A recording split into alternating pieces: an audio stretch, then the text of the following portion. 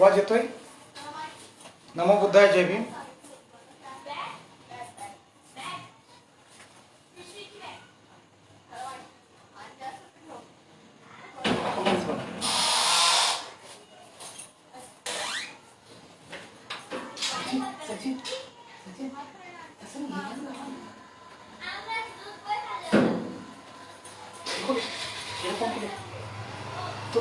तो गेलेला घरी का?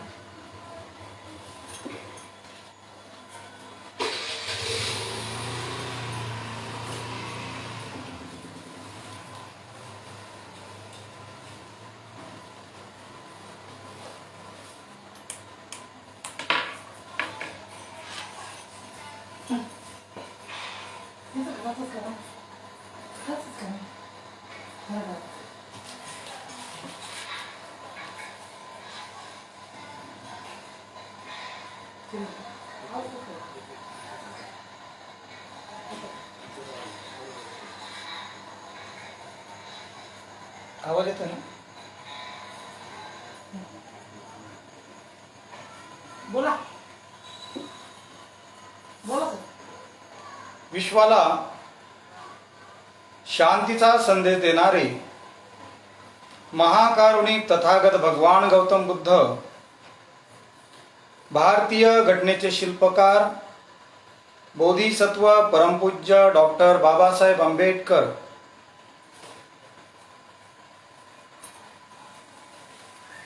माता महाप्रजापती गौतमी, माता यशोधरा, माता संघमित्रा व माता रमाई या सर्वांना सर्वप्रथमतः त्रिवार वंदन.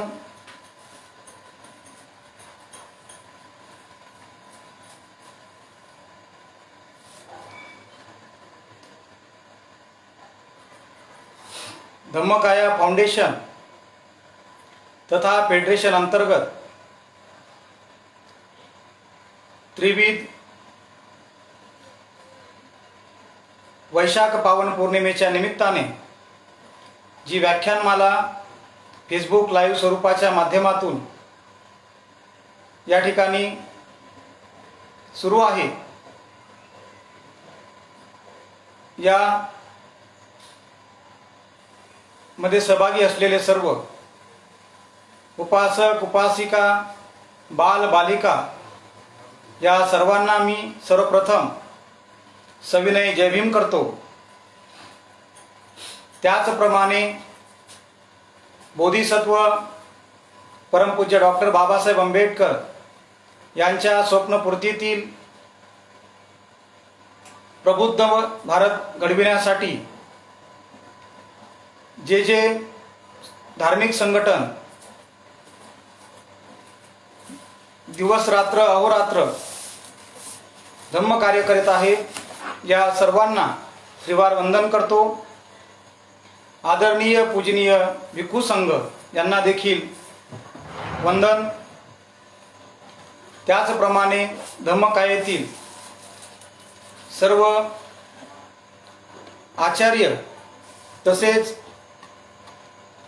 बौद्ध धर्माच्या प्रचार प्रसारासाठी तन मन धनाने कार्य करणारे सर्व प्रशिक्षित उपासक या सर्वांना नमो बुद्धाय, जय भीम.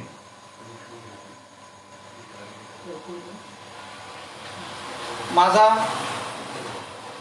जो विषय आहे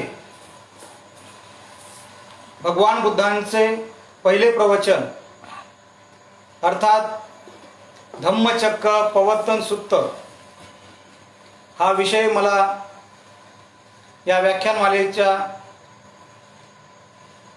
साठी दिलेला आहे. या विषयाला मी सुरुवात करीत आहे.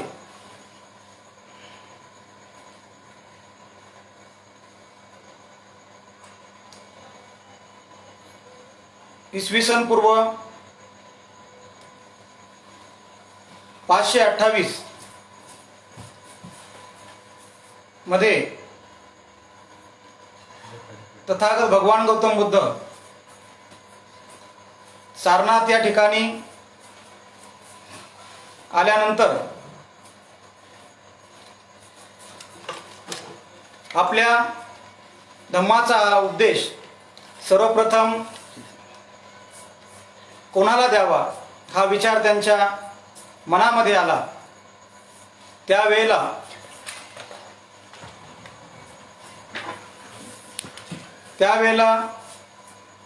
त्यांच्या मनामध्ये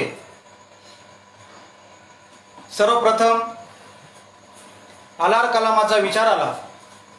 कारण भगवान बुद्धांच्या मते अलार कलाम हा अतिशय शुद्धाचरणी होता, विद्वान होता आणि तो हा धम्म शिकू शकला असता असा विचार भगवंताच्या मनात आला। परंतु भगवंतांना अलार कलामाचा मृत्यू झालेला आहे याची काही लोकांकडून कल्पना देण्यात आली। त्यानंतर त्यांनी उदक रामपुत्ताचा विचार केला, परंतु उदक रामपुत्त देखील मृत्यू पावल्याचे भगवंतांना सांगण्यात आले। आणि मग भगवंत पुढे इसिपतन मृगदाय वनामध्ये आलेले आहेत। आता भगवंताच्या मनात विचार आला की ज्या वेळेला निरंजना नदीच्या काठी श्रमण असताना भगवंत ज्या 5 परिव्राजकांच्या समवेत ज्यांनी कडक तपश्चर्या केली होती ते 5 परिव्राजक भगवंताच्या नजरेसमोर आले आणि आपण आपल्या सद्धम्माचा उपदेश या परिव्राजकांना द्यावा। कारण त्यावेळेला या परिव्राजकांनी आपली खूप सेवा केली आहे आणि म्हणून या परिव्राजकांना भेटण्यासाठी भगवंत आलेले आहेत। परंतु हे 5 परिव्राजक जे आहेत हे मागील घटनेने भगवंताच्या विषयी ते नाराज झालेले आहेत। त्याचं कारण असं होतं की कठोर तपश्चर्या श्रमण असताना सिद्धार्थ गौतमाने सोडून दिली होती आणि या गोष्टीमुळे ते नाराज होते आणि त्यांचं असं म्हणणं होतं की सुख आणि समृद्धीच्या जीवनासाठी श्रमण गौतमाने तपश्चर्येचा भंग केलेला आहे आणि म्हणून त्यांनी असं ठरवलं की भगवंत येत आहेत, परंतु आपण त्यांच्या बाबतीत कुठलाही त्यांना मान सन्मान द्यायचा नाही। ते येतील आणि आपण फक्त त्यांच्या बसण्यासाठी एका आसनाची व्यवस्था करूया। ते बसले तर बसतील, परंतु त्यांना कोणी अभिवादन करणार नाही किंवा त्यांना मान सन्मान देणार नाही असं त्यांनी मनोमन ठरवलं होतं। परंतु त्यांचा हा मनोनिग्रह जास्त काळ टिकून राहिला नाही। जसे जसे भगवंत या परिव्राजकांच्या पाशी येऊन ठेपले त्यावेळेला त्यांनी जे ठरवलं होतं त्यानुसार ते वागू शकले नाही। कारण तसंच आहे, कारण आता भगवंत हे श्रमण गौतम नव्हते, तर ते आता सम्यक संबुद्ध होते आणि या विश्वातील अखंड मानव प्राण्यांसाठी त्यांनी आपल्या नव्या धम्माचा आविष्कार केलेला होता। आणि हा सद्धम्माचा उपदेश करण्यासाठीच भगवंत या ठिकाणी आले होते। त्यांची जी धम्मकाया आहे ती तेजोमय धम्मकाया पाहून ते सर्वजण प्रभावित झाले आणि एक एक करून ते भगवंतापाशी येऊन भगवंताच्या सेवेमध्ये ते आता लीन झाले होते. कुणी भगवंताला अभिवादन केलं, कुणी भगवंताला बसण्यासाठी आसन दिलं, कुणी भगवंताचे पाय धुतले आणि अशा प्रकारे भगवंत सारनाथमध्ये आले आणि एका अप्रिय अशा अतिथीचं हे असाधारण असं स्वागत या ठिकाणी या 5 परिव्राजकांनी केलेलं आहे. अशा प्रकारे भगवान बुद्धांचा जो पहिला धम्माचा उपदेश आहे तो या सारनाथ या ठिकाणी सुरू होतो. आषाढ पौर्णिमेला भगवंतांनी हा धम्माचा उपदेश केलेला आहे. आणि मग कुशलक्षेम विचारल्यानंतर या परिव्राजकांनी भगवंताला प्रश्न विचारला की तुमचा तपश्चर्येवरती विश्वास आहे का? त्यावेळेला भगवंत नाही असं सांगतात. त्याचं कारण असं आहे, भगवंत उपदेश आपला देताना सांगतात की जीवन जगत असताना 2 मार्ग लोकांपुढे आहेत. एक जीवन मार्ग असा सांगतो की खा प्या आणि मौज मजा करा, कारण आपण उद्या मरणार आहोत. दुसरा जो जीवन मार्ग आहे हा जीवन मार्ग सांगतो की आपल्या सर्व इच्छा आकांक्षा सर्व मारून टाका, कारण त्या पुनर्जन्माचे मूळ आहेत. आणि अशा प्रकारे हे 2 जीवन मार्ग आहेत. परंतु भगवंत या दोन्ही जीवन मार्गाला नाकारतात, हे आपण लक्षात घेऊया. आजही आपण पाहतो की लोक ह्याच भ्रमामध्ये जीवन जगत असतात की आपण उद्या मरणार आहोत, म्हणजे आपल्या सर्व इंद्रियाच्या सर्व इच्छा आपण पूर्ण केल्या पाहिजेत. पाप काय पुण्य काय, कुशल काय अकुशल काय, माय काय बाप काय, कुठल्याही प्रकारचं बंधन न पाळता लोक हे आपलं जीवन आहे आणि हे जीवन कसंही आपण जगलं पाहिजे असा विचार करतात. आणि ह्या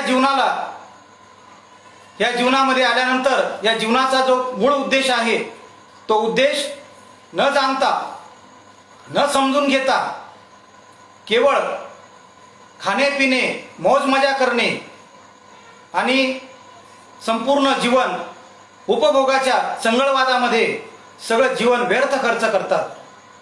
आणि मग सरते शेवटी जीवनाच्या अंतिम समय स्वतःला प्रश्न विचारतात की काय खरंच हेच जीवन आहे का? जन्म आणि मरणाच्या फेऱ्यामध्ये आल्यानंतर लहान मुलाचा जो जन्म लाभतो तो मुलगा हळूहळू युवा होतो, वयस्क होतो आणि शेवटी मृत्यू पावतो. परंतु या जन्म मरणाच्या फेऱ्यातून त्याची सुटका होत नाही, कारण त्याच्या पुढे त्याने जो जीवन मार्ग स्वीकारलेला आहे या जीवन मार्गामुळे त्याला जीवनाचं खरं उद्देश लक्षात येत नाही आणि त्याचा जीवन हे सगळं जीवन व्यर्थ जातं. दुसरा जो जीवन मार्ग आहे की सर्व इच्छा आकांक्षा सर्व मारून टाका, या शरीराला देहदंड द्या, उपवास तापास करा, नवस करा.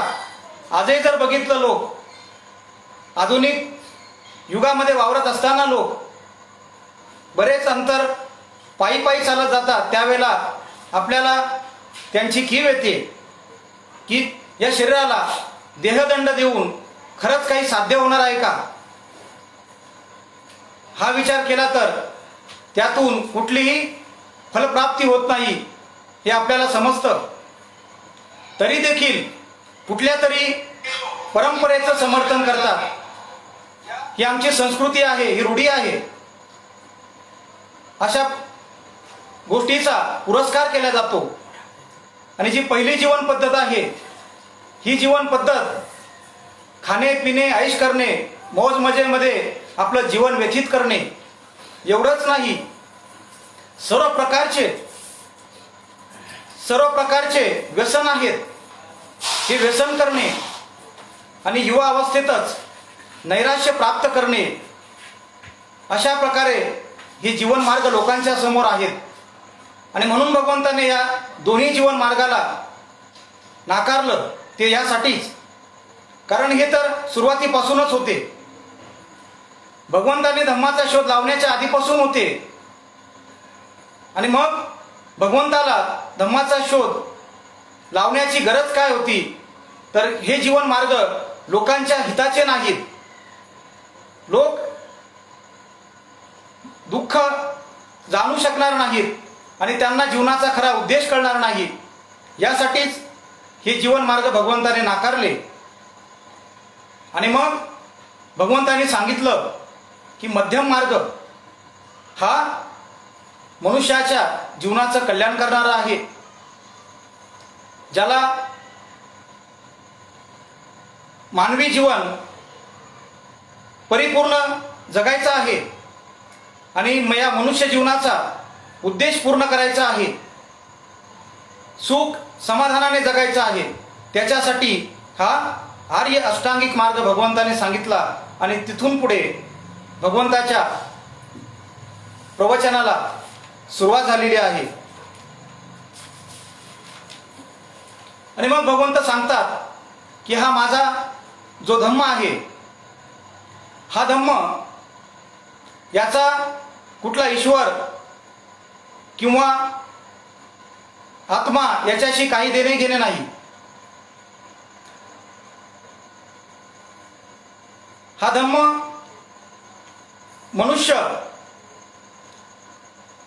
मनुष्य हा केंद्रीभूत ठेवून त्याचं मन आणि त्याचं मानवी जीवन यातून जे निर्माण झालेलं दुःख आहे, हे दुःख अधोरेखित करतं. हा धम्म पुनर्जन्माविषयी सांगत नाही, त्याविषयी भाष्य करत नाही. आपण भूतकाळात कोण होतो त्याविषयी सांगत नाही. हा धम्म आपल्याला वस्तुस्थिती शिकवतो. जी आपल्या समोर वस्तुस्थिती आहे मनुष्याच्या समोर, ती वस्तुस्थितीत वर्तमानात आपल्याला जीवन जगायला शिकवतो.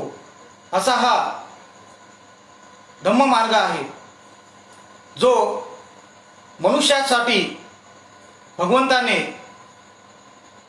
हा मार्ग दिलेला आहे. आणि म्हणून या मार्गावरती भगवंतांनी पुढे आपलं प्रवचन सुरू ठेवलं.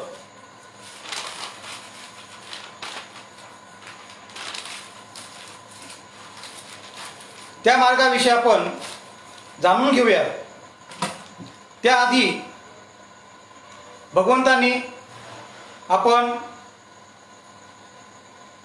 बुद्धगयेला ज्ञान प्राप्त कसं केलं, तपश्चर्या निरंजना नदीच्या काठी असताना तपश्चर्या त्यागल्यानंतर या परिव्राजकांचा आणि भगवंताचा संबंध नव्हता. मग त्यानंतर भगवंत बुद्धगयेला कसे आले, त्यांनी वैशाख पौर्णिमेच्या दिवशी सम्यक संबोधी प्राप्त केल्यानंतर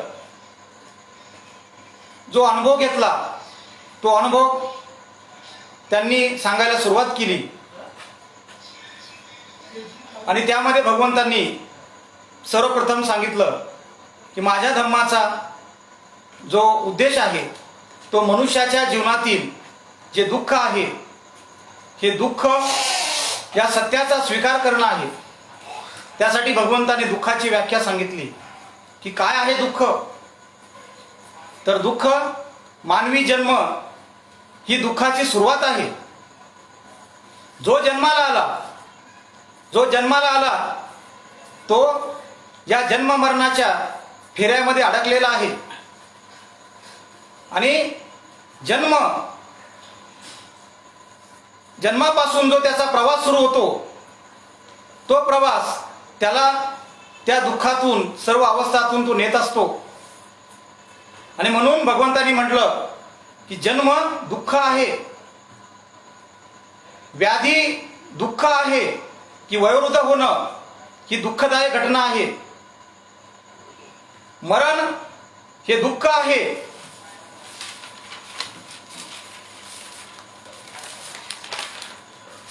अप्रिय व्यक्तीचा जो वियोग होतो, आप्तसुखी आपल्यातून निघून जातात,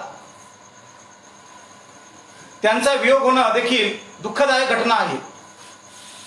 आणि जे अप्रिय आहेत, ज्यांचं आपलं जमत नाही, अशा लोकांसोबत आपल्याला राहावं लागतं, त्यांच्या स्वभावाशी आपल्याला जुळून घ्यावं लागतं. अशा अप्रिय लोकांचा सहवास होणं देखील दुःखदायक आहे असं भगवंत सांगतात. एवढंच नाही, मनुष्याच्या जीवनातली कुठली इच्छा असेल, ती लहान असेल अथवा मोठी असेल, ती इच्छा ज्या वेळेला पूर्ण होत नाही त्यावेळेला मनुष्य हा दुःखी होतो. अशा रीतीने भगवंताने या दुःखाची व्याख्या केली. आणि म्हणून जे 4 महान आर्य सत्य भगवंतांनी सांगितले, या पहिल्या प्रवचनातून भगवंतांनी या परिव्राजकांना दुःखाचं कारण, दुःख समुदाय आणि दुःखाचं निवारण अशा या 4 महान आर्य सत्याची प्रथमतः ओळख करून दिली. असा हा नव्याने यापूर्वी कधी नाही ऐकलेला असा हा धम्म या परिव्राजकांनी श्रवण केला. आणि मग त्यांच्या मनामध्ये मोठी जिज्ञासा निर्माण झाली. त्यांनी भगवंतांना विनंती केली की आता तुम्ही आम्हाला तुमचं जे धम्म आहे तो त्या धम्माची आम्हाला जी मूळ तत्वे काय आहेत, ती मूळ तत्वे तुम्ही आम्हाला आता सांगा. आणि त्या विनंतीचा स्वीकार करून भगवंतांनी 4 आर्य सत्य कथन केल्यानंतर जो मध्यम मार्ग आहे, या मध्यम मार्गाच्या शिकवणुकीला भगवंतांनी सुरुवात केली.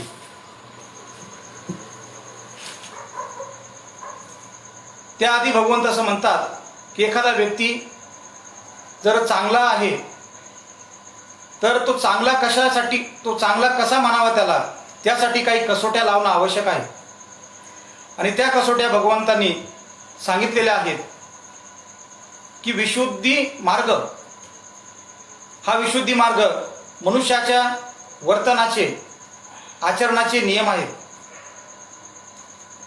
आणि म्हणून पंचशील जे आहे, हे पंचशिलाचं पालन करणारा जो व्यक्ती आहे, याचं जे वर्तन आहे, त्याचं जे चारित्र्य आहे आणि त्याची जी नैतिक जडणघडण होते, त्यातून भगवंतांनी सांगितलं की हे मानवी जीवनाचं कल्याण करणारं आहे.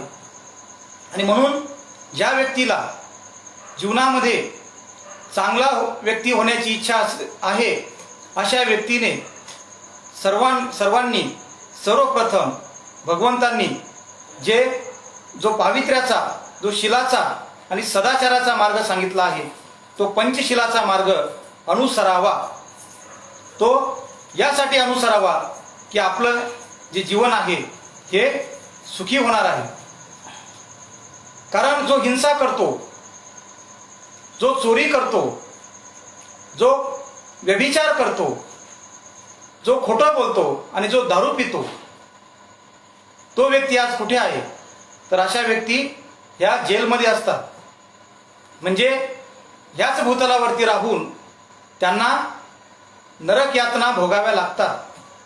आणि म्हणून भगवंताने सांगितलेला हा जो पंचशिलाचा, सदाचाराचा जो मार्ग आहे, हा मार्ग प्रत्येक व्यक्तीने अनुसरावा. हीच भगवंताची शिकवण आहे. ती शिकवण या पहिल्या प्रवचनातून भगवंतांनी त्या परिव्राजकांना सांगितली. आणि त्यानंतर पुढे अठ्ठांगिक मार्गाविषयी भगवंताकडून सांगण्यात आलं. त्यापैकी सम्यक दृष्टी, सम्यक दिट्ठी म्हणतात पाली भाषेत, मराठीमध्ये सम्यक दृष्टी. जशी दृष्टी तशी सृष्टी असं म्हटलं जातं. म्हणजे मनुष्याचा जो दृष्टिकोन आहे हा कसा आहे. आणि म्हणून भगवंत म्हणतात की मिथ्या धारणेतून मनुष्याने बाहेर आलं पाहिजे. देव, स्वर्ग, नरक, आत्मा या सगळ्या गोष्टी ह्या काल्पनिक आहेत. या गोष्टीचा आणि मानवी जीवनाचा काही संबंध नाही. कारण धम्माचं जे वैशिष्ट्य सांगितलं भगवंतांनी की हा धम्म मनुष्याच्या जीवनाशी संबंधित आहे. आणि म्हणून आपण जी मिथ्या धारणा आहे ती आपली मिथ्या धारणा सोडून दिली पाहिजे. बरेच लोक असे आहेत, हेही आचरण करायचं तेही आचरण करायचं, असे लोक मिथ्या धारणेमध्ये असतात. त्या मिथ्या धारणेचा त्यांनी त्याग करणं आवश्यक आहे. निसर्गामध्ये जी कोणती घटना घडते या गोष्टीला कारण असतं. कोणतीही घटना कारणाशिवाय घडत नाही हे आपण जाणून घेतलं पाहिजे. त्या कारणाची कारण मीमांसा केली पाहिजे. हा कार्यकारण भाव भगवंत सांगतात. आणि म्हणून मिथ्या धारणा सोडून सम्यक दृष्टी प्राप्त करणं हे अष्टांगिक मार्गातलं पहिलं महत्त्वाचं पाऊल आहे. सम्यक संकल्प. मनुष्याने जे जीवनामध्ये संकल्प आहेत हे सम्यक प्रकारचे संकल्प असावेत. आपल्या स्वतःच्या थोड्या फायद्यासाठी दुसऱ्याचं मोठं नुकसान करणं हे बरं नाही. आणि म्हणून स्वार्थी मनुष्य स्वार्थ त्याचं जीवन आहे.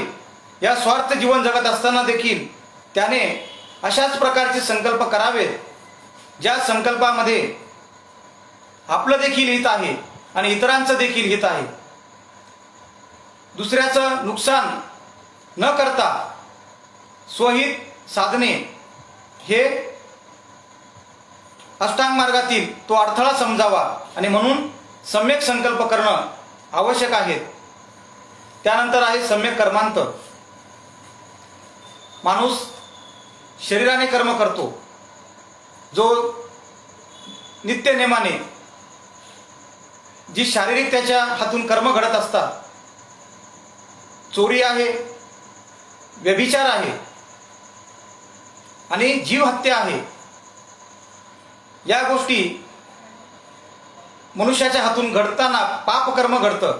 आणि म्हणून भगवंत सांगतात की कर्म हे सम्यकच असावं. आणि त्यासाठीच पंचशिलाचा जो मार्ग आहे तो मार्ग आपल्याला सम्यक कर्मांताकडे घेऊन जातो. की एक एक शील आपलं आपण जसं पुष्ट करतो, वाणीचं शील, मनाचं शील आणि शरीराचं शील आपण धारण करून आपल्या या देहाची शुद्धता करत राहतो, तर हे सगळे कर्म आपले सम्यकच होतात. आपोआप आपल्याला त्या सम्यक कर्माची सहजता असते. आपण आपल्या कर्माविषयी जागृत राहतो. त्याचे परिणाम कुशल आहे की अकुशल आहेत याविषयी आपण सतर्क राहतो. आणि म्हणून सम्यकच कर्मांत व्हावेत हा अष्टांगिक मार्गातील नियम आहे. सम्यक वाचा पुढचा जो नियम आहे अष्टांगिक मार्गातील, आपली वाणी.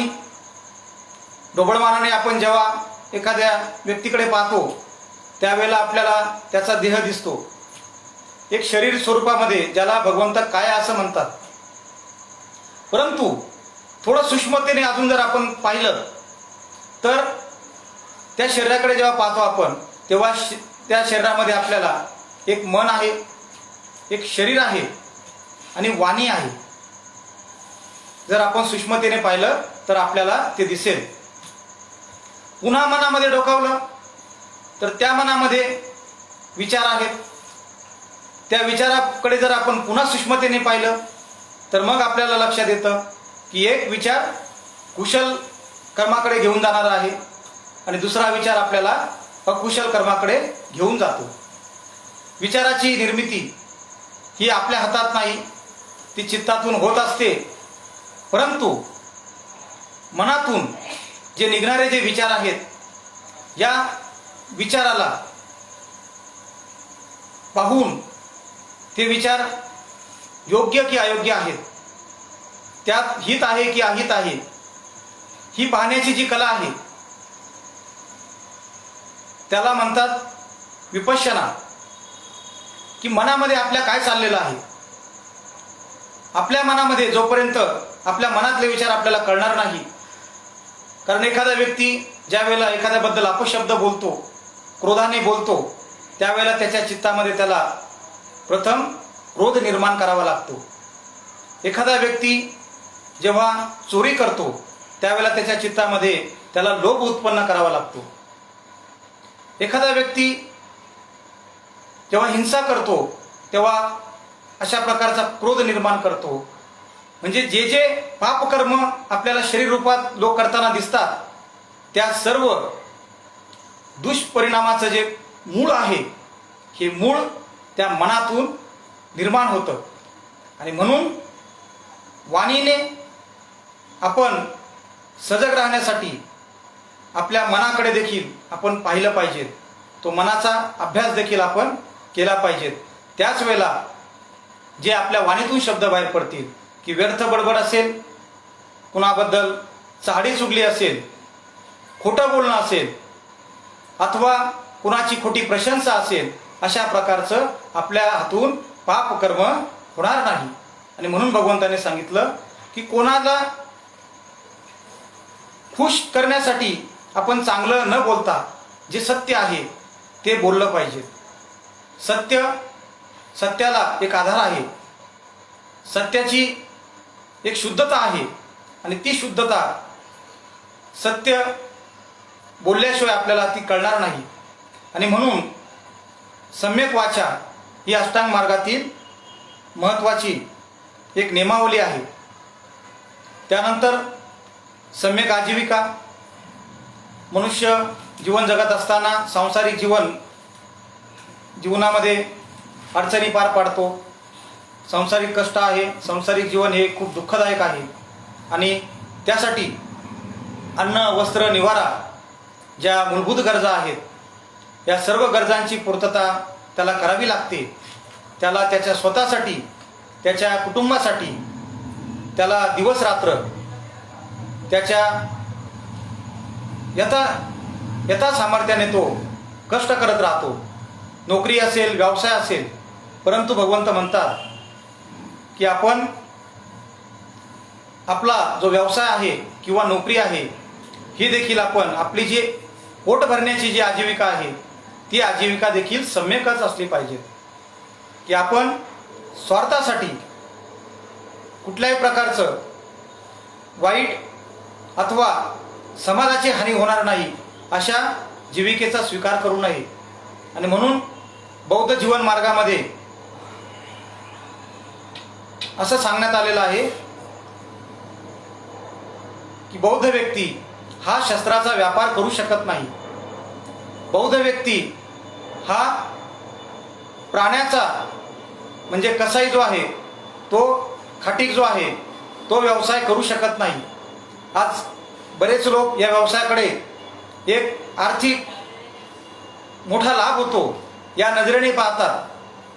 कदाचित काही लोक त्याकडे वळण्याचा देखील विचार करतील. अशा लोकांनी हे लक्षात घ्यावं की भगवंतांनी सम्यक आजीविका आपल्याला सांगितलेली आहे. खूप आर्थिक लाभ होईल यासाठी आपण सम्यक आजीविका आपल्याला सोडता येणार नाही. त्यानंतर सम्यक व्यायाम आहे. सम्यक व्यायाम हा मनाशी संबंधित आहे. आता सांगितल्याप्रमाणे मनामध्ये ज्या चित्तवृत्ती निर्माण होतात त्या चांगल्या चित्तवृत्तींची तपासणी करणं आणि ज्या चित्तवृत्ती आपल्या शिलाला बाधा पोचवत आहेत त्याचा त्याग करणं. आणि आता त्याआधी आजीविकेसंबंधी की नशिली जे पदार्थ आहेत की त्याचा देखील व्यवसाय आपल्याला करता येणार नाही. जुगार आहे, जुगाराचा व्यवसाय आपल्याला करता येणार नाही. विषाचा व्यापार आपल्याला करता येणार नाही. या सर्व गोष्टीचा आपण विचार केला पाहिजे. सम्यक व्यायामाबद्दल सांगताना ज्या आपल्या मनातल्या चित्तवृत्ती आहेत या सर्व नियंत्रित करण्याचं काम या अष्टांग मार्गामध्ये तील सम्यक व्यायाम करत असतो. सम्यक स्मृती, मनामध्ये जे विचार येतात त्या विचारावरती नियंत्रण आणि मनाची सजगता, मनातून जो येणारा विचार आहे त्यावरती जी होणारी पुढची कृती आहे त्या कृतीला नियंत्रणात ठेवण्यासाठी सम्यक स्मृती ही आपल्याला सजगता प्रदान करते. त्यानंतर सम्यक समाधी आहे. समाधीचे अनेक प्रकार आहेत. मेडिटेशन बद्दल अनेक लोक बोलतात. आताच्या आधुनिक काळामध्ये मेडिटेशनचं खूप महत्त्व वाढलेलं आहे. बरेचसे लोक त्याला व्यवसाय, पोटापाण्याचा धंदा म्हणून करतात आणि पैसे कमवतात. त्याचं कारण असं आहे की आजचा आधुनिक जगातला जो माणूस आहे हा सर्व त्याच्याकडे असताना अस्वस्थ झालेला आहे. पैसा आहे, प्रतिष्ठा आहे, पद आहे आणि सर्व भौतिक गरजा पूर्ण झालेल्या असताना देखील मनुष्याला मनशांती लाभत नाही. आणि मग असं असताना तो निरनिराळ्या समाधीकडे वळतो. तात्पुरतं समाधान त्याला लाभतं, परंतु हा मार्ग त्याला चिरकाल सुख शांती देऊ शकत नाही. आणि म्हणून असे समाधीचे प्रकार न अवलंबता तथागतांनी जी सम्यक समाधी सांगितलेली आहे ती सम्यक समाधी म्हणजे शील, समाधी आणि प्रज्ञा शिकविणारी विपश्यना आहे. आज समाजामध्ये विपश्यनेबद्दल गैरसमज पसरविले जातात. मात्र विपश्यना ही भगवान बुद्धांनी दिलेली या मानव जातीला सर्वात मोठी देणगी आहे. हे आपण समजून घेतलं पाहिजे. आजच्या या महामारीच्या संसर्गाच्या काळामध्ये जे लोक उपचार घेत आहेत त्यांना त्या आजारातून बरं करण्यासाठी आज भगवंताच्या विपश्यना साधनेचा वैद्यकीय शास्त्राला देखील आधार घ्यावा लागत आहे. हे आपण समजून घेतलं पाहिजे. आणि म्हणून सम्यक समाधीचा अभ्यास करून आपलं मन, आपलं शरीर आणि आपली वाणी याची शुद्धता करून आपण पूर्ण हरी अष्टांगिक मार्गाचा स्वीकार करणं गरजेचं आहे. यासाठी हा अष्टांग मार्ग आपल्याला जो दुःखमुक्तीकडून सुखाकडे घेऊन जाणार आहे त्यासाठी आपण हा मार्ग सर्वांनी अनुसरण्याचा सम्यक संकल्प करावा. अशा प्रकारे भगवंतांनी त्या परिव्राजकांना आपल्या धम्माची ही वैशिष्ट्य सांगितली आहेत. सर्वप्रथम चार महान आर्य सत्याची शिकवण, त्यानंतर दुःखाची व्याख्या सांगितली, आर्य अष्टांगिक मार्ग सांगितला की जो खा प्या आणि मौज मजा करा असा जो जीवन मार्ग सांगतो तो हीन आहे. जो शरीराला देहदंड द्या तो देखील हीन आहे. मग आता मार्ग मनुष्याच्या पुढे कोणता आहे तर हा आर्य अष्टांगिक मार्ग आहे की जो आर्य अष्टांगिक मार्ग आपल्याला मनुष्याचं जो जीवनाचा उद्देश आहे ते पूर्णत्वाकडे घेऊन जाईल. आणि त्यानंतर भगवंतांनी त्या परिव्राजकांना जो मानवी जीवनाच्या ज्या पूर्णत्वाच्या अवस्थेकडे घेऊन जाणाऱ्या काही बाबी आहेत या बाबींकडे त्या परिव्राजकांचं भगवंतांनी लक्ष वेधलेलं आहे. त्याला शील मार्ग देखील असं म्हणतात की आपलं शील, मानवी शील अधिकाधिक पुष्ट होण्यासाठी ते आपल्याला सहाय्यकारी ठरतात. त्याला सद्गुण असं म्हणतात. 10 सद्गुण आहेत ते, त्यापैकी एक सद्गुण आहे शील. आता सांगितल्याप्रमाणे बौद्ध धम्मामध्ये ईश्वर नाही, आत्मा नाही, पुनर्जन्माची संकल्पना नाही. आणि मग आता काय आहे धम्मामध्ये हा प्रश्न आपणांना पडेल, तर एखाद्या धर्मामध्ये, त्या धर्मामध्ये देवाला जे स्थान असतं त्याहीपेक्षा कित्येक पटीनं स्थान भगवंताच्या धर्मामध्ये नीतीला आहे. हे नीतीचं स्थान सर्वोच्च आहे हे आपण समजून घेतलं पाहिजे. कारण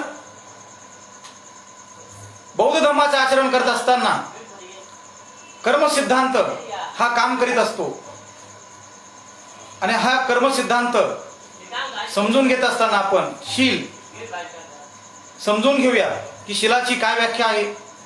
शील म्हणजे पापभीरुता, आणि त्याचं थोडक्यात आपण त्याला नीतिमत्ता म्हणतो की आपण शीलाने वागावं, शीलाचं आचरण करावं, आणि ही पारमिता आपण हळूहळू आपल्या जीवनामध्ये पूर्णत्वास न्यावी. त्यानंतर दान आहे. दानाचं धर्मामध्ये अतिशय महत्त्व आहे. प्रत्येक ठिकाणी आपल्याला दानाचं महत्त्व सांगितलं जातं, परंतु या दानामध्ये जे सर्वश्रेष्ठ दान आहे हे धम्मदान आहे हे आपण समजून घेतलं पाहिजे. ही दानाची पारमिता आपल्या जीवनामध्ये हळूहळू आपण पूर्ण करण्याचा प्रयत्न केला पाहिजे. आपण दानाची एक छोटीशी कथा या ठिकाणी समजून घेऊया की दानाचं किती महत्त्व आहे. उद्या वैशाख पौर्णिमा आहे. अनेक ठिकाणी भिक्खू संघाला संघदान करण्यात येणार आहे.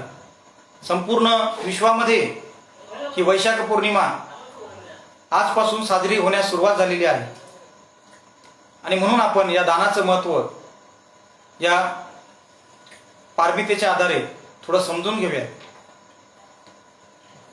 धर्मामध्ये अनेक नाव आपल्याला जे उपासक आहेत हे त्यांच्या दानशूरतेमुळे आपण त्यांना ओळखत असतो. त्यापैकीच एक असं व्यक्तिमत्व आहे महान उपासिका मिगार माता विशाखा. या विशाखेचं जे दान आहे हे सर्वात मोठं दान आहे. त्याची ही कथा आहे, ती थोडक्यात सांगतो तुम्हाला. विशाखा मिगार माता मोठी श्रद्धावान, बुद्ध धम्म आणि संघ या त्रिरत्नाप्रती तिची श्रद्धा नितांत होती. नियमित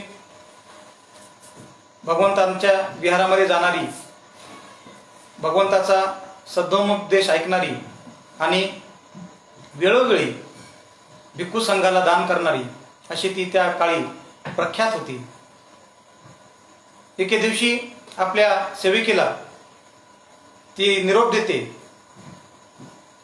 की माझ्या निवासस्थानी भिक्खू संघाला आमंत्रित करायचं आहे, आणि अशाच्या ठिकाणी भिक्खू संघ आहे, तू त्या ठिकाणी माझ्या वतीने त्या ठिकाणी निरोप दे आणि भिक्खू संघाला भोजनासाठी आमंत्रित कर. ही सेविका जाते. त्या ठिकाणी जाऊन जे तिला दृश्य दिसतं त्यावेळेला ती मोठी अचंबित होते, आणि त्या गोष्टीची किळस येते, आणि ती लगेच त्या ठिकाणून निघून येते. ती त्या भिक्षूंना ओळखू शकत नाही. त्याचं कारण असं होतं की काही भिक्षू त्यांच्याकडे चिवर होते, आणि एकच चिवर असल्याने पावसाळ्याचे दिवस होते. पावसाळ्यामध्ये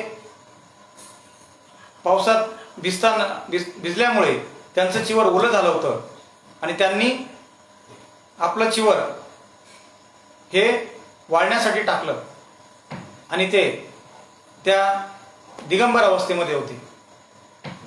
आणि ज्या वेळेला त्या सेविकेने ते चित्र पाहिलं तेव्हा तिला असं वाटलं की हे कोणीतरी जैन मुनी असावेत, आणि म्हणून ती तिथून निघून आली. आणि तिने हा निरोप दिला. विशाखा मिगार मातेला सांगितलं की त्या ठिकाणी कुठल्याही प्रकारचे भिक्षू मला दिसले नाही. ही बाब विशाखा मिगार मातेला समजली, आणि त्या गोष्टीची खूप खंत तिला वाटली, आणि मग ती भगवंताकडे गेली. भगवंतांना अभिवादन करून तिने 8 प्रकारचे वर मागितले. त्यापैकी एक महत्त्वाचा वर तिने मागितलेला आहे तो भिक्खू संघाशी संबंधित आहे, तो दानाशी संबंधित आहे. विशाखा मिगार मातेने भगवंतांना विनंती केली की इथून पुढे जे कोणी बौद्ध धर्माच्या प्रचार प्रसारासाठी भिक्षू माझ्या नगरात येतील त्यांना आजन्म भोजनदान पुरवण्याची व्यवस्था, त्यांना आजन्म शिवरदान करण्याची व्यवस्था आणि त्यांना आजन्म औषधी देण्याची व्यवस्था मी करण्याची माझी इच्छा आहे. हा माझा महान मोठा संकल्प आहे आणि भगवंत तुम्ही या गोष्टीची मला अनुमती द्यावी. किती मोठा महान संकल्प. आजन्म जीवनभर भिक्षू त्या नगरामध्ये येतील त्यावेळेला मला भिक्खू संघाला भोजनदान करू द्या, मला चिवरदान करू द्या, मला औषधी दान करू द्या आणि मला भिक्खू संघाची त्या श्रावक संघाची मला सेवा करू द्या. ही दान करण्याची मला संधी द्या भगवंत, असं ती भगवंताला विनंती करते. भगवंतांनी देखील त्या गोष्टीला अनुमती दिली आहे. परंतु भगवंत एक प्रश्न विचारतात की विशाखा, ठीक आहे, तुझ्या गोष्टीची मागणी केली आहे, त्या गोष्टीला अनुमती मिळाली आहे, परंतु या तुझा काय फायदा आहे? मनुष्य जन्मजात मोठी स्वार्थी, प्रत्येक गोष्ट फायदा जिथे असेल तिथे धावते आणि जिथे आपल्याला असं वाटलं की काही मिळणार नाही तिथून मनुष्य दूर जातो. आणि मग विशाखा मिगार मातेला असं काय वाटलं असेल, तिच्या चित्तामध्ये असं काय धम्माप्रती धम्मसंवेग जागला असेल की तिला एवढं महान फलदायी सुख प्राप्त करायचं आहे. हे रहस्य जाणण्यासाठी हा भगवंतांनी प्रश्न विचारला. त्यावेळेला ती सांगते की एखादे भिक्षू ज्या वेळेला दिवंगत होतात, ते आपलं शरीर त्यागतात, त्यावेळेला त्या भिक्खू संघामध्ये जे काही तपस्वी भिक्खू असतात त्यांच्यामध्ये एक चर्चा होते आणि जे कालकथित भिक्षू झाले आहेत ते आता कोणत्या अवस्थेला गेले असतील, त्यांचं काय झालं असेल या संबंधी त्यांची चर्चा चालते. त्यांनी निर्वाण प्राप्त केलं का, ते श्रोतापन्न होते का, ते सकदागामी होते का, ते अनंत होते का, अशी चर्चा त्यांच्यामध्ये चालते. आणि मग ज्या वेळेला एखादे भिक्षू अनंत होतील आणि हे जेव्हा मला कळेल आणि मग ते भिक्षू माझ्या नगरात आले होते, त्या भिक्षूंना मी भोजनदान दिले होते, त्या भिक्षूंची मी सेवा केली होती, त्या भिक्षूंना लागणाऱ्या ज्या आवश्यक गरजेच्या वस्तू आहेत त्या मी पुरविल्या होत्या, या विचाराने माझ्या चित्तामध्ये सुख मला मिळेल हा विचार तिने आपल्या मनातला जो आहे तो भगवंताला सांगितला. असं दानाचं महत्त्व आहे. दान करणं आणि ती दानशूरता जी आहे ती आपल्याला विशाखा शिकवते. म्हणून ही पारमिता आपल्याला पूर्णत्वाच्या अवस्थेकडे नेते. त्यानंतर तिसरी पारमिता आहे उपेक्षा.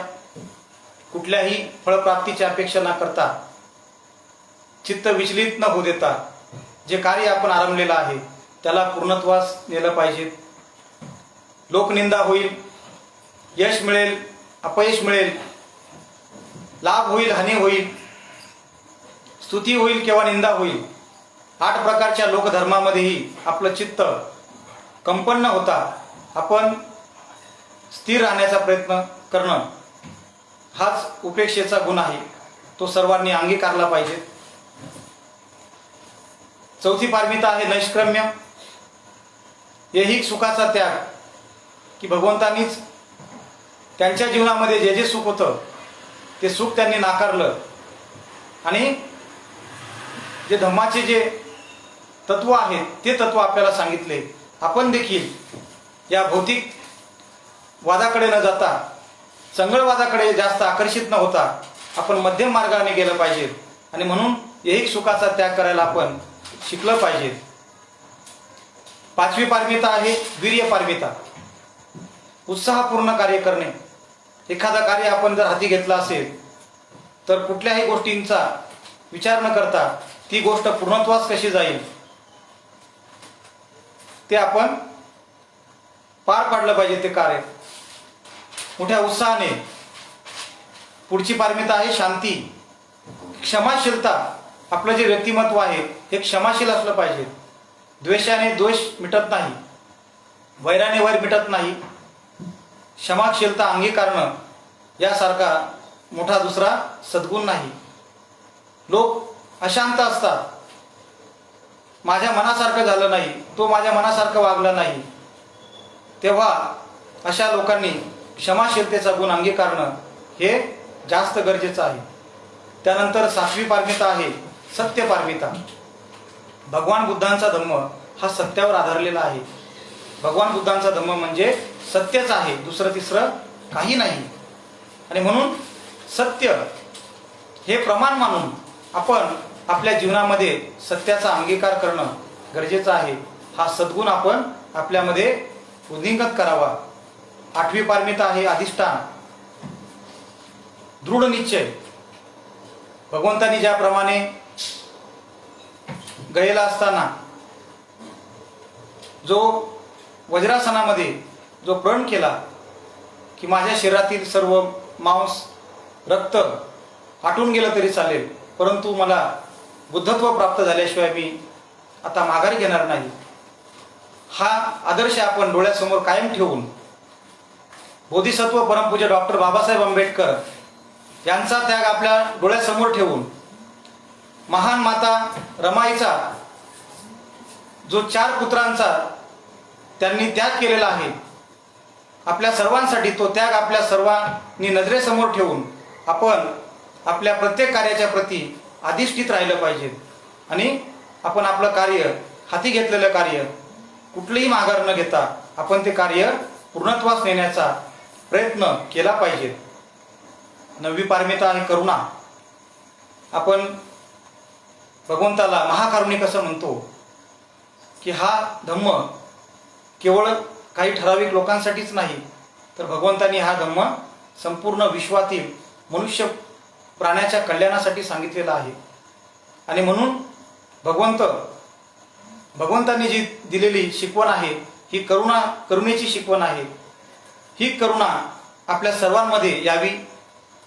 ही करुणा आपल्या सर्वांचं कल्याण करणारी आहे. हा एक मोठा सद्गुण आहे. हा सद्गुण आपण सर्वांनी अंगीकारूया. आणि शेवटची जी पारमिता आहे मैत्री पारमिता.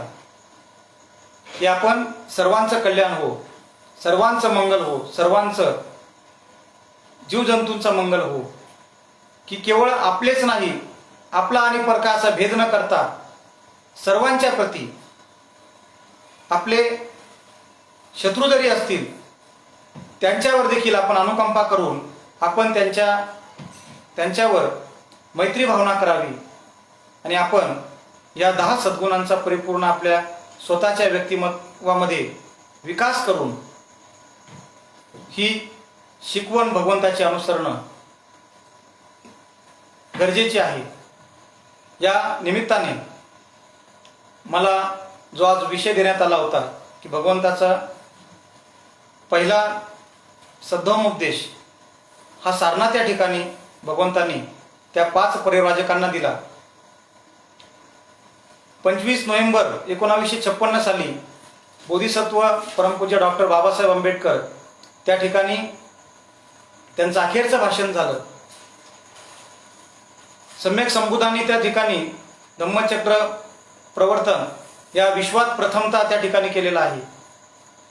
आणि म्हणून त्या ठिकाणी आपण प्रत्येक बौद्ध उपासक उपासिकाने एकदा जीवनात अवश्य भेट द्यावी. त्याचं कारण असं आहे की भगवंताचं महापरिनिर्वाण झालं. उद्याचा जो विषय आहे महापरिनिर्वाण सुत्त, त्यातून आपल्याला ऐकायला मिळेल भगवंताचं महापरिनिर्वाणाची ज्या वेळेला घोषणा झाली त्यावेळेला सर्वजण दुःखी झाले. आणि विचारू लागले की आता भगवंत तुम्ही गेल्यानंतर आमचे गुरु कोण? त्यावेळेला भगवंतांनी सांगितलं की माझा जो धम्म आहे हाच तुमचा मार्गदर्शक असणार आहे. ज्या ज्या व्यक्तीला आपल्या जीवनामध्ये भगवंताच्या प्रती, त्यांच्या धम्माप्रती आणि त्यांच्या संघाप्रती जर आपल्याला आपल्या स्वतःमध्ये श्रद्धा उत्पन्न करायची असेल, अशा सर्वांसाठी त्यांनी भगवंताच्या जीवनातील जे 4 महत्त्वाचे स्थळ आहेत, या 4 स्थळांपैकी एक महत्त्वाचं स्थळ आहे सारनाथ. या सारनाथला आपण अवश्य भेट द्यावी. भगवंतांनी जीवनभर 45 वर्ष धम्माचा जो उपदेश केलेला आहे, या सर्व उपदेशाचा जो सार आहे तो हा सार धम्मचक्र प्रवर्तन सूत्रातून भगवंतांनी त्या 5 परिव्राजकांना सांगितलेला आहे. भगवान बुद्ध आणि त्यांचा धम्म या ग्रंथामध्ये आपल्याला हे जे प्रकरण आहे ते पूर्ण प्रकरण आपल्याला वाचता येईल. ते आपण समजून घ्यावं, त्यावरती विचार करावा आणि त्या मार्गावरती चालण्याचा आपण या वैशाख पौर्णिमेच्या निमित्ताने सम्यक संकल्प करावा. या निमित्ताने मी आपणास हे आवाहन करेन आणि आपल्या जीवनामध्ये सन्मार्गावरती आपण आरूढ व्हावं. भगवंत सांगतात की स्वतः प्रथम सन्मार्गावरती आरूढ व्हा आणि मग तुम्ही उपदेशाचे अधिकारी होतात. तर स्वतःला पहिलं सन्मार्गावरती आरूढ करावं, आपल्या कुटुंबाला या धम्ममार्गामध्ये आणावं, यासाठीच हा धम्मकायाचा उपक्रम आहे. मागील वर्षी देखील वैशाख पौर्णिमेच्या निमित्ताने असाच उपक्रम घेण्यात आला. उद्या या उपक्रमाची सांगता होत आहे. महत्त्वाचे जे विषय आहेत ते विषय या अनुषंगानं या ठिकाणी चर्चेला घेतलेले आहेत. सिगाल सुत्ता असेल, कालाम सुत्ता असेल. उद्या आपल्याला पौर्णिमेच्या निमित्ताने उपवास करायचा आहे आणि आज धम्मचक्र प्रवर्तन सुत्ताच्या अनुषंगानं आपण आज भगवंतांनी सांगितलेले 4 महान आर्य सत्य, आर्य अष्टांगिक मार्ग, दशपारमिता आणि पंचशील ही भगवान बुद्धांची जी शिकवण आहे ती आपण सर्वजण अंगीकारूयात आणि आपल्या जीवनाचं आपण कल्याण करून घेऊयात. तुम्हा सर्वांना मी उद्या वैशाख पौर्णिमा आहे, या वैशाख पौर्णिमेच्या निमित्ताने, त्रिविध पावन पौर्णिमेच्या निमित्ताने खूप खूप मंगल कामना देतो. सर्वांच्या आरोग्यासाठी, सर्वांच्या निर्वाणासाठी आणि सर्वांच्या जीवनामध्ये धम्म अधिकाधिक उतरावा या सर्वांसाठी खूप खूप मंगल कामना करतो. सर्वांचं मंगल हो. भवतु सर्वमंगलम, भवतु सर्वमंगलम, भवतु सर्वमंगलम. साधु साधु साधु.